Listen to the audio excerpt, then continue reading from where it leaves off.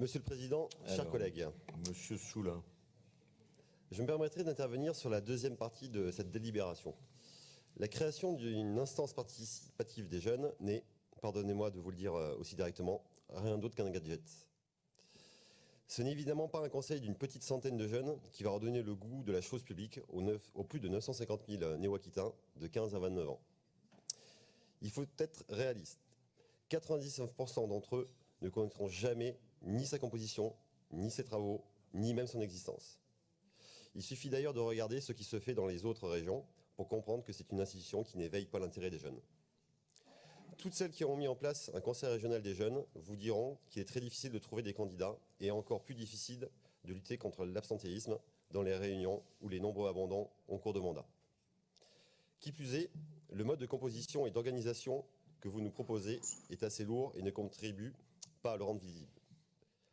Entre l'obligation d'une représentation paritaire et d'une inclusivité, d'un système collégial, d'une division des jeunes entre plusieurs collèges, dont certains seront tirés au sort et d'autres non, en bref, on sent l'usine à gaz arriver.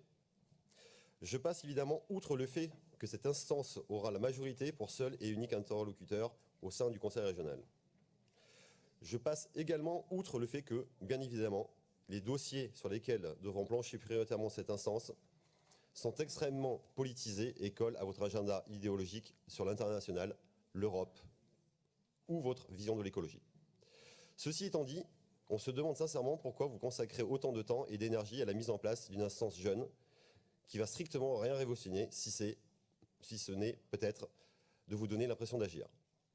Alors j'entends ici et là que c'est pour réconcilier les jeunes avec la chose publique, les éveiller à la citoyenneté ou encore les encourager à s'engager. Alors certes, c'est une belle expérience pour les jeunes concernés, mais c'est tout. Vous soulignez pourtant un vrai problème. Il suffit de voir le niveau d'abstention chez les jeunes à chaque élection pour s'en convaincre. Mais vous vous trompez sur les causes et, par conséquent, sur les solutions. Le désamour de la jeunesse pour nos institutions n'est pas le fruit d'un manque de connaissances. Il ne se résoudra pas, non plus, par une énième instance participative qui donnera à ses membres et seulement à eux l'impression d'avoir un pouvoir de décision.